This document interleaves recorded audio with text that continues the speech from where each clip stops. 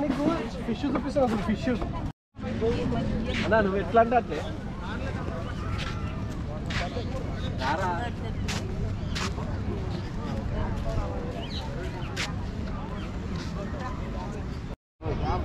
tattoo వేయించుకుంటావారా టాటూవా ఏమో అంటున్నావుగా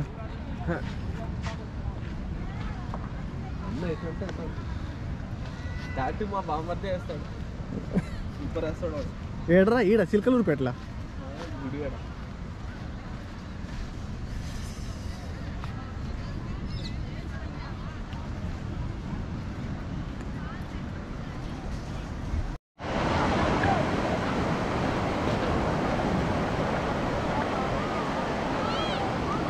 వాడు వస్తుండ్రా రా ఓర్ని వేసాలు